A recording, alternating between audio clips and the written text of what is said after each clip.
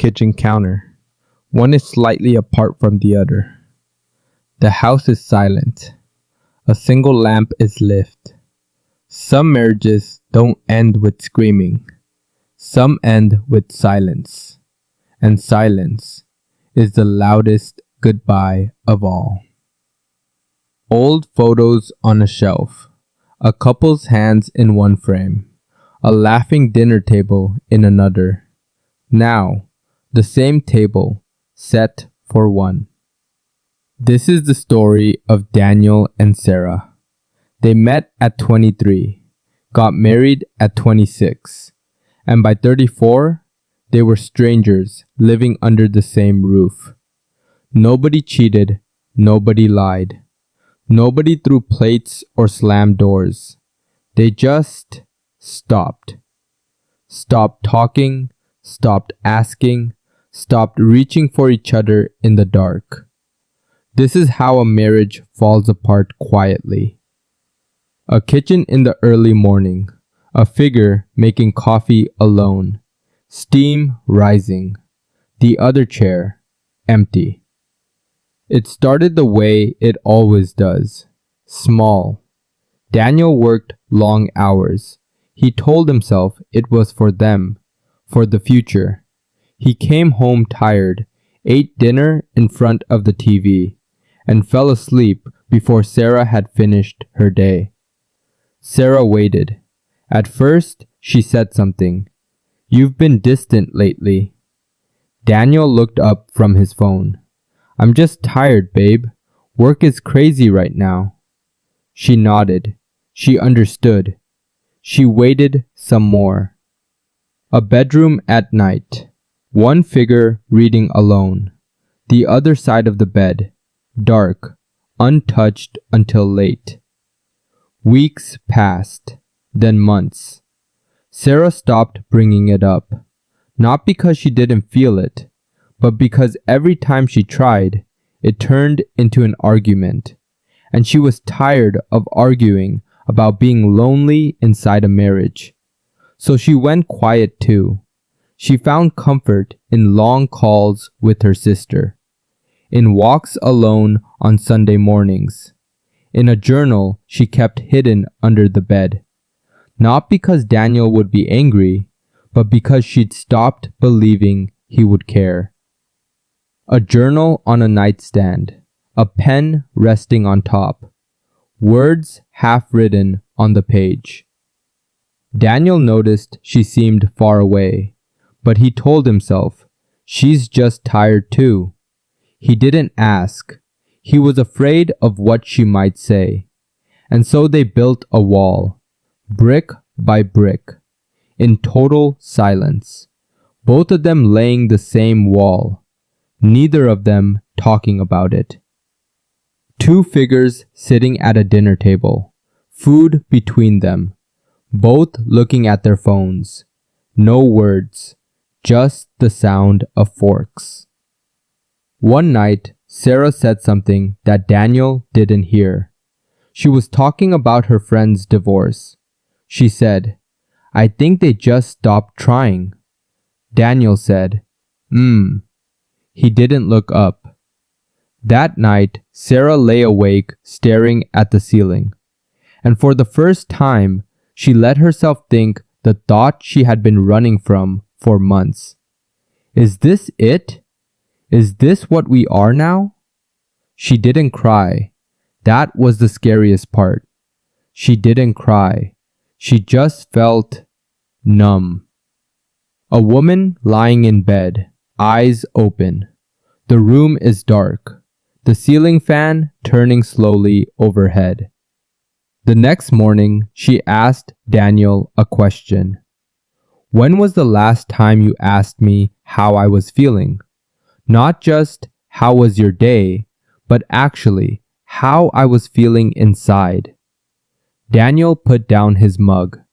He opened his mouth, and then he closed it again. Because he couldn't remember. He couldn't remember. A man standing in a kitchen, still, looking at nothing, the coffee going cold in his hand. He wanted to say something meaningful. He wanted to say, "I've been here. I've always been here." But the words felt hollow even before he said them.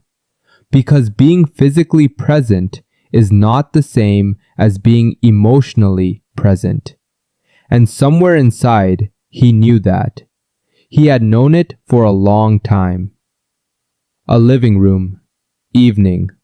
Bags near the front door. Not packed for a trip.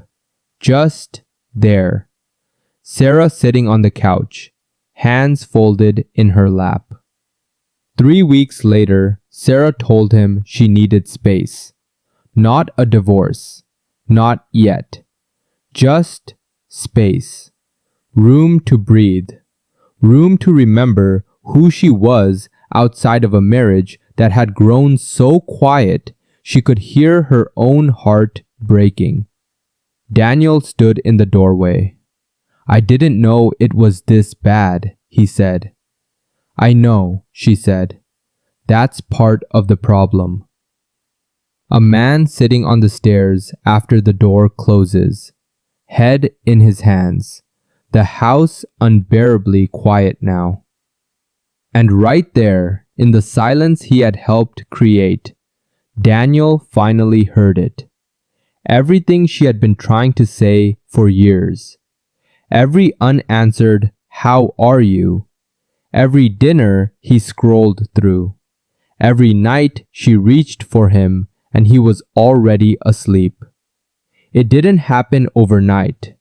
That's what broke him. It happened slowly, in 100 tiny moments where he chose comfort over connection, distance over difficulty, silence over conversation. And by the time he woke up, she was already gone. Not from the house, from him. A man walking slowly through a quiet house, touching things, a photo, a mug with her name on it, a book she had been reading. Morning light through a window, slow, gentle, a new day. They didn't give up on each other completely. They went to counseling. They started over, slowly, painfully, honestly. Some days were good, some days were hard, but they started talking again. Really talking. Not about schedules, not about bills, about fears, about loneliness, about what they needed from each other. Daniel started asking, "How are you feeling? Not today, in general, inside." And Sarah started answering.